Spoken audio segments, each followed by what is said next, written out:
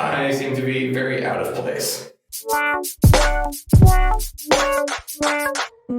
Hi, hello, welcome to the CIS Podcast, the show where we talk about computers and other relevant things, hopefully. So as you can see, I'm the only guy here, and the rest is a group of girls in the major. So you guys will introduce yourselves, but I'm going to get out of here because I'm very out of place. Okay, bye! So we three are 3 out of the 4 computer major girls here at Emmaus. We're very proud of the fact that there's 4 of us. That's impressive. So I'm Kelly. I've been in another podcast before this. I'm Sharon. I'm a junior in the program. I'm a senior. Hi, I'm Morgan. I am a freshman. We're the computer girls. What we want to talk about, I think we should start with how we got into computers. Want me to go first? Yeah. Okay. I love computers. I grew up playing PC games. It was basically my dad that got me into them. He, for work, was given a PC computer, so we had a couple games, and I was playing on them ever since I could figure out how to use the mouse and keyboard. And so I played games like Putt-Putt, Freddy the Fish, great games. And then as I got a little bit older, I also have a younger brother. He's 4 years younger than I am, and let me tell you, I'm pretty sure he's the reason I'm still in computers today. Because without him, I wouldn't have a clue what's going on in the computer world. He tells me about Steam sales. He tells me what games are the best right now, which ones I should avoid because they're awful. So that's the computer side of things. For console video games, I had a best friend in elementary school who lived across the street from me. And he and I would go down to his basement where he had a GameCube. And we would play this Star Wars game. I have no idea what it was called. It was awful at it. But it was, we would fly around in the airplanes, the ships, whatever they're called, and shoot things. That's all I remember from it, but I still love the GameCube because of that.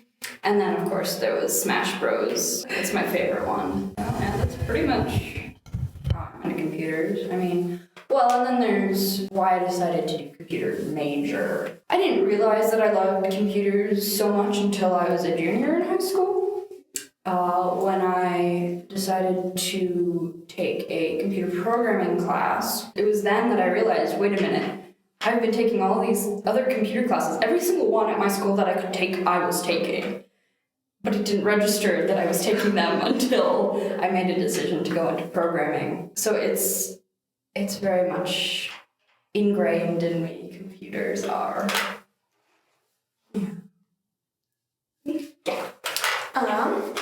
Well, I grew up playing video games with my brother on the computer. We did the Freddy Fish ones and like Clue Finders and ones like that, and had a ton of fun with that. And then we got like the Game Boy when it came out, we got the DS when it came out, we got the Wii when it came out. So yeah, we grew up playing those games, Mario and Spyro and Legend of Zelda. We played those all the time. And I didn't really get into like computers themselves until I came to college.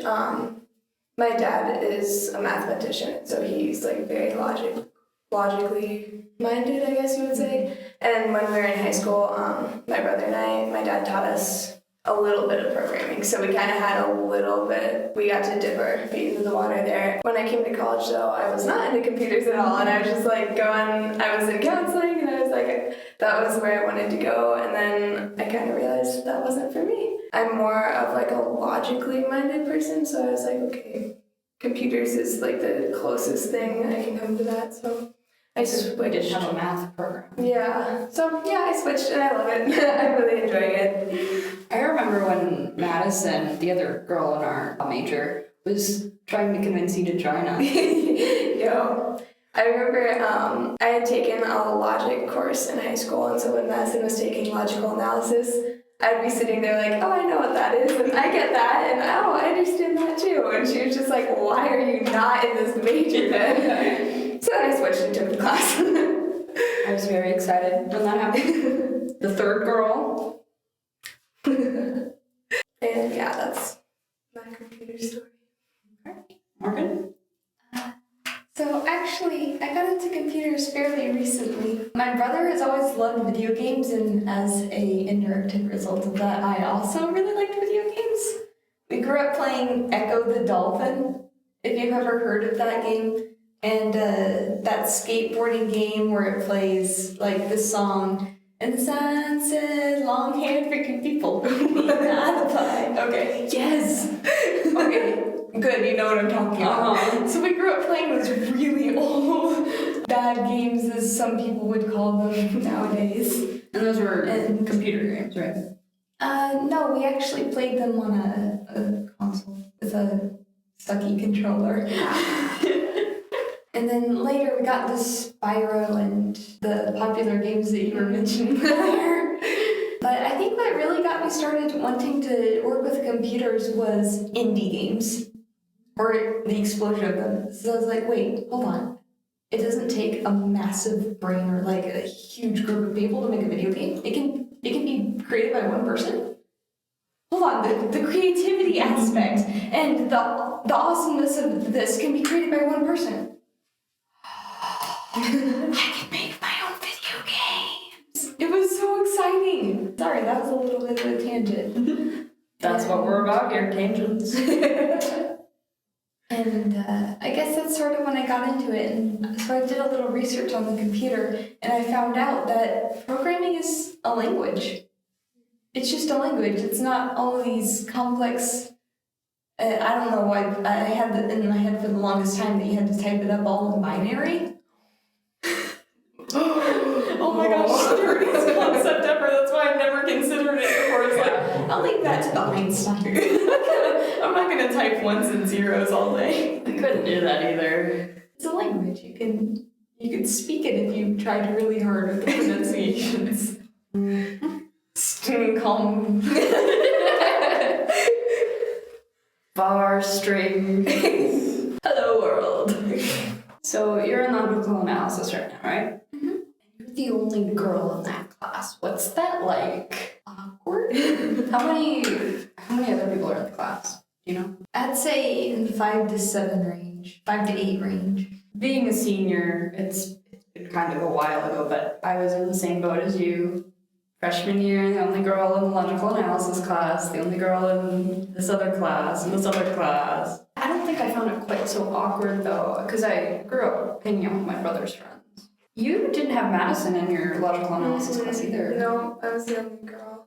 But I think there were only 7 or 8 other guys in it. And it wasn't really that bad either, so it was nice. I don't know.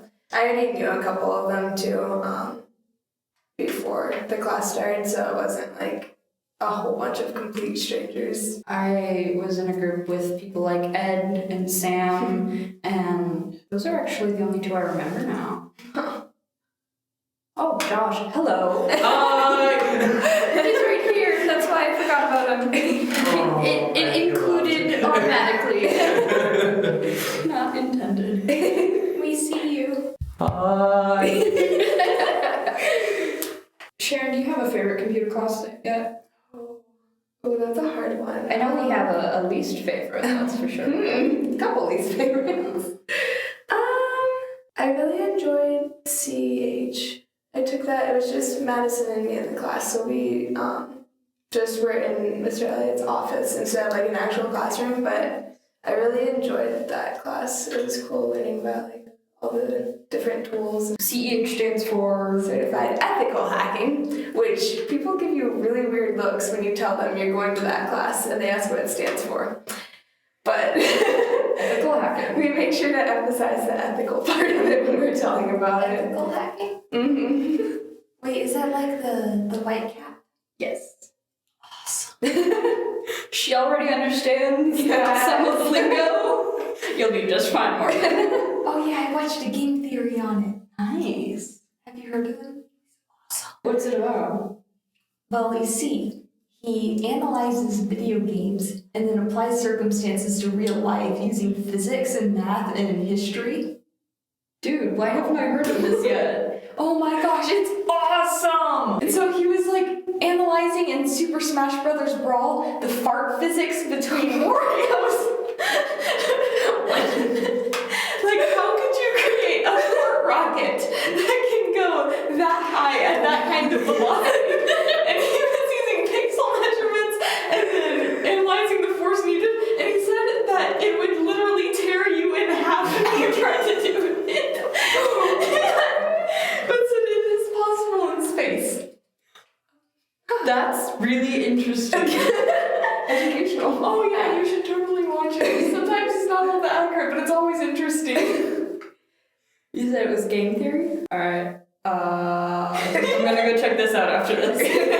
The person behind the camera says it's an interesting series. A lot of good theory videos, even centered around Five Nights at Freddy's. So Wow. yeah, it gets really intense. Do you know about Five Nights at Freddy's? I've heard of it, I've never played it. I don't plan on playing it. Oh my gosh, I hate jump scares. I can't stand jump scares either. Having a younger brother, I do not scare easily, so when I do scare, it's like It's big. Frustrating. Gosh, jump scares are the worst. Oh, have you seen some of those psychological horror ones though? Yeah. Like, there's not really anything happening, but you know. Like, and then there's suddenly this creepy noise, and it's completely ambient. It's ambient environment, but you immediately look behind you, and there's nothing there. You still feel that like small chill, slow moving of your spine. those are actually my favorite kind of horror games. Can't stand it. The psychological those. Nope. Or those fun, happy, colorful games with the RPGs and you can do whatever the heck you want because it's an open or a semi-open or an open world, and you're free to kill or not kill, or go into this deep, scary, dark pit of despair, or not go into this deep, scary, dark pit of despair. Do you have any games that you're thinking of specifically? Minecraft. And have you heard of the Harvest Moon series? Yes. Super bright, happy, fun games. I want to play it, but I don't know if it costs money, or I just haven't found it yet. They're not really that popular in the market. How many of those are there? Oh, I only have 2 of them, but there's many, many more. Wow. I have one for the Nintendo and one for the Wii. Nice. Yes, the Wii. I don't have a Wii U. I don't either. Neither do I. There were certain games my dad bought he didn't know it was for the Wii U. And we've stuck it in the Wii. And suddenly it said you need a certain controller for it, and we're like, it could read the disc just fine. It just couldn't. That's disappointing. It wouldn't let us pass without the Wii U stuff. If you can read the disc, just let's play the game. Just let me It's not that try. hard. It's like those games that require VR and you don't realize it. I take it you've had a bad experience. Well, there was this one game on Steam that sounded really, really interesting, and I didn't realize until like I was ready to buy the game that it was for VR. Was the game by any chance called Job Simulator? It's possible. The reason I don't plan on playing VR for a while yet is the anime Sword Art Online, because they get stuck in the VR machine, and it's terrifying. I'm like, I know it's probably not true, but it could happen. Yeah. And so I'm just like, I'm gonna wait on that. Are you also the kind of person who's afraid that if you get one of those house cleaning robot things, it'll come to life or like start rampaging through your house? I'm not too concerned if it doesn't have a camera on it. Like, if I can tell, okay, yeah, there's no camera, that's just fine. We used to have a lawn mowing robot, and it was so dumb. How so? It'd be going down the lawn, and then it'd come back up, and it would miss a patch of lawn like this big. just in a small, like, diamond shape. And I'm like, how? And then we also had a playground in our backyard. So it had the bump sensor, and it's supposed to bump and then move over, a little bump again, and move over until it's out of the way. Well, it would bump, and then it would turn like 45 degrees and go off in a direction, and we're like, that's not what you're supposed to do. I think it was broken. But we kept using it because because it beat having to mow it ourselves. All of it, anyway. True. So I'm not too concerned about robots taking over the world anytime soon. Because they're pretty dumb. Computers are dumb. Even the smart ones, they're all dumb. Sharon! Yes. What's it like to be an athletic girl and a computer nerdy girl at the same time? Because I know I already told you this, but I'm like, okay, you can be athletic, you can be nerdy. I'm semi-athletic. Like, I can play softball, I can swim, but don't ask me to play soccer. I can't run. But I love computers. So, you are in basketball, and you love it. And you're also really enjoying computers. How does that go together? Can you explain it for me? Honestly, I don't know. Like, I had never really thought that it was a strange combination or anything until people are like, wait, you're in computers? Like, people from other teams or other places asking what I'm majoring in, and I'll just be like, oh, I'm in computers, and they're like, wait, like computers, like nerdy type computers? And they just get so Nerdy joke? Stereotypes gone. But yeah, I don't know. I had never thought it was strange or anything until people said it. It's just two hobbies that I really enjoy, and I mean, they don't really cross paths very often. Like, I can't do that much with computers and sports. I mean, you can do stuff with it, but I don't know. You can't play the sport and do while other I'm stuff at the same time. Yeah, so it's just like two different hobbies that I have that I really enjoy doing, but I don't know. It's fun. I enjoy it. It's crazy though. It's hard to like balance all the homework and tests and stuff with going on trips when you're gone the entire weekend. And So the basketball season, does that start first semester? yeah, it starts. Just ended. Mm-hmm. It goes from before school starts. We have a week of preseason, and then all first semester we don't start games until I think November. So games start in November, and then we go all the way until our last games are the beginning of March. And now we're done and we're free and we have time outside of school, and yeah. I still think it's really cool. I mean, when I first met you in Madison, it was like, it doesn't make sense in my brain. But the funny thing is, like, I love softball. Baseball. And if I had the opportunity to do that more, I totally would. So why am I so confused by who likes to play basketball? I think it's really cool too, because like having basketball and computers, like I've gotten to know a lot more people than I would have otherwise, because I'm an introvert, so I don't talk to people very much. Sorry if anyone's offended that I don't talk to you. It's not you. But so I get not only all the people in my major that I can talk to and like hang out with and stuff, but I also have a whole team of people from basketball. So it's like two completely different groups that I wouldn't like get to know otherwise, probably. So Yeah, that's really awesome. I think the next topic we'll touch on is the experience of being a techie girl in all-girls floor where there aren't many techie girls. I have been called on quite frequently to help fix computers. There was one day a girl, computer crashed at like 10 o'clock at night, and she had to turn in a paper the next day, and she hadn't saved it. So I was the one called on to try to fix that. I couldn't, unfortunately. I'm not a fan of being an IT person, but when things like that happen, it's like, I wish I knew more. Have you experienced anything? yeah, we'll have like Madison and I will just be hanging out, and then someone will come running into the room and be like, "Help! Fix my computer, please!"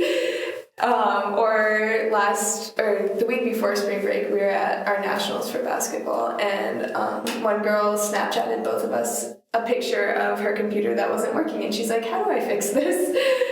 And we have stuff like that happen every once in a while. And it's always, I don't know, it always makes me laugh because it's like, you think I can help you. I mean, I can try, but I don't know. I mean, we've been able to fix it before a few times, but Yeah. most of the time we just say, go to Mr. Elliott and he'll help you more than we can. I feel more qualified than the next person. Just because I like computers doesn't mean I can fix your computer. It doesn't work quite like I don't that. understand everything about it. System troubleshooting. There's stuff in there. And I'm probably the last person you want to ask a story for that you want me to tell. Yes. So, I had logged on my computer one day, and this was shortly after Dad had blocked off shady people from our internet, and I suddenly realized I could not get on my internet. And I was like, hey, Dad, did you, block me off? And he's like, no, I only blocked off the shady people. I didn't block you off. And I'm like, okay, well, I still can't get on the internet. And so I asked him to check, and he's like, so he checks, and he was like, yeah, there's no one trying to get on there, or there's, yeah, you're not on the list. And my computer's not working at all. And so I'm trying to figure out what the heck is wrong with the internet. So I check, and I talk to this girl, and my dad gets really steaming mad at this chick because she's not helping us at all. And then finally, at the very end of it all, we take my computer apart after changing the settings and everything. And we take the chip that's supposed to log onto the internet and take off the wires and place the wires back on. That is something that is not meant to be done with human hands. No, it's not. Oh my gosh, those things are tiny. How would you even... And my dad has these big fat fingers, you know, he's trying to do it, and he can't do it. And so finally we get it back on, and we put it in, and we screw it all in, and it's just beautiful the way it was before. We turn on my computer, it's not working. And my dad orders a brand new chip from this poor lady who is trying to figure out what's going on too, because she's the IT person. And she says, okay, I'll send you a new one by mail. A day later, no joke, I go on there and he's checking the network stuff and I see my computer's name on the list. Now, I had named my computer, I'm not going to say the name of my computer because that's classified information. I'll just have you know. But my computer's name is the only one being displayed on that screen because he was blocking off people who were using our internet, blocking off people who were using our internet that weren't supposed to be using our internet. And I see my computer's name on there and I'm like, Dad!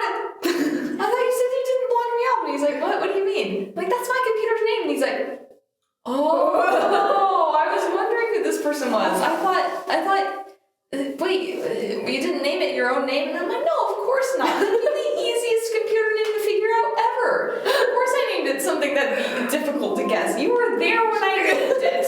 I said the name out loud to you. You don't remember this? And he said, no. And so he takes me off of the list of people banned, and immediately afterward, I check on my computer and the internet's working again. We gave that lady a whole bunch of trouble. Oh. And we took apart my computer, and we messed around with the functions, and we even did a complete restart, which erased some things from my computer. Oh. And that was the huge sigh of relief and frustration all at once. Yes. Well, to be honest, though, you knew how to factory reset it.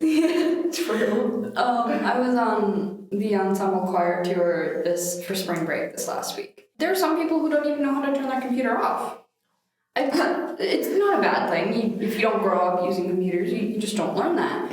But her laptop, the bottom taskbar thing it was completely frozen. I was doing all these different kinds of things to try to figure out what was wrong with it. And so finally I'm like, you know what, I'm just going to turn it off and turn it back on, because duh, that's the first thing you're supposed to do. So I, of course, held down the power button for a couple seconds, and it was just fine. And she was like, you don't just press it once? I'm like, no, for a laptop, you gotta. I mean, what I can't do computers, I'm not good enough. I remember moments like I know how to do undo functions. I can press the little undo button up in the top left corner of Word and do that mistake I just did. Some people can't do that. Oh, So just go away. it's all better. All that stuff you erased, it's right Amen. We need to talk about what games we play. Yes. We haven't done that yet. If I had to pick like a main description of the games I like most, that would be good storyline, somewhat open plot, or open world, sort of, you can make decisions.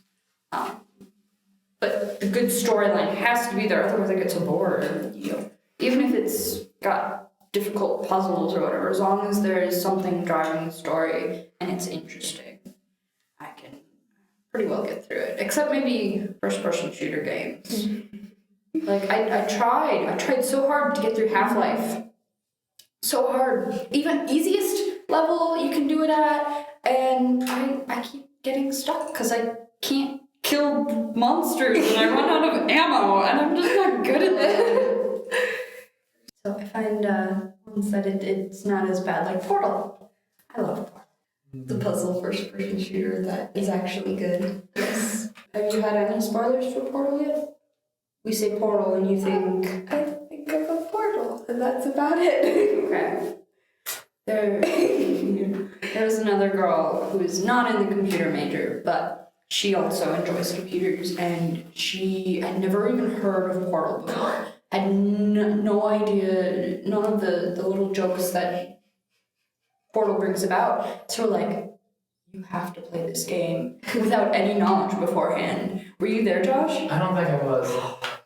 I have some videos of it. It was so much fun. just being able to see someone go through that first glance and not knowing what to do. It was beautiful. Alright, let's get into Nancy Drew then. Yes. Morgan, have you ever played Nancy Drew games? Nancy Drew games are what got me into puzzle games. You take the concept of a Nancy Drew book, which most people know about. You know about the Nancy Drew books, right? I know about Amelia Bedelia, but not Nancy Drew.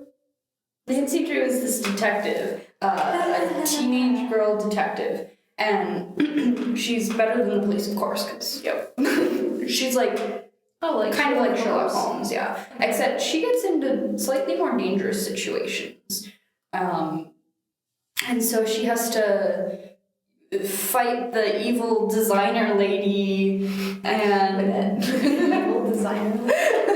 I know which one you're talking about. That was one of the first ones I played. Does she attack with needles? No, she punches you. And if she punches you, and if you don't dodge, you get knocked out and then lose. That was hard. Yeah. It took me like 4 tries, at least. So you take that concept of the detective girl, and you are the detective, and you have to find the clues and put together the pieces, and sometimes You need a second chance. you need a second chance. These games are created by Her Interactive in an effort to get more girls to create more games designed for girls. And they're beautifully done. Mm-hmm. Even the older ones, okay, some of the mechanics are a little clunky and frustrating. But the storyline is still really good for... And the graphics are beautiful. Mm-hmm. My favorite that I've played so far is Blackmore Manor. I like that one. That one's creepy. Yeah. That might be why I like Okay. it. I played almost all of them except for like the newest ones, but the one that got me into it was Treasure in the Royal Tower. That was the first one I ever played, and it was so much fun. And I was like, I gotta find more, so I went to the library, checked out all the ones they had, and like, Yep. The first one I played, I got a combo pack of the Danger by Design and Creature of Cabin Cave, and so those were the first 2 I played. And then I got the Last Train to Blue Moon Canyon and Secret of the Old Clock pack. And so those are like, if I want to be nostalgic, I go play those. Can we still talk about Minecraft? Real fast. Go. Morgan, tell us about your Minecraft challenges. Okay, so there's this thing called Morgan Hard Mode. And basically, in Morgan Hard Mode, I play as a sort of admin. It would get better the more players there are, but basically, I will spawn you in either a complete ocean biome, basically nothing else but ocean, and you have to make your own islands by going down into the water, digging up dirt,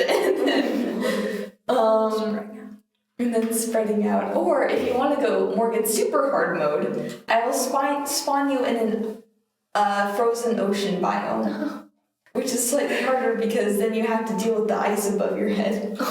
So the idea is you give maybe a sapling. I give everyone starts off in Morgan Hard Mode with one grass block, basically, so you can have grass and beautiful scenery on your island, as well as grow grass with bone meal. 10 grass blocks so you can break them and have a chance to get seeds, and then leaves. And what leaves do is basically they have a small chance of dropping a sapling so you can grow a tree. And you're pretty much screwed if you don't get a sapling or any seeds. Hopefully the other player got some and you can do a trade at some point. So it's kind of interactive. You can make trades with the other people, and basically it's a survival thing. So, anyways, thank you guys so much for watching. If you enjoyed this video, give it a big thumbs up. You can click down by me to see the previous video. You can click over on the other end to subscribe to this channel to be notified whenever there are more awesome podcasts like this uploaded. And I will see you guys in the next episode. Bye!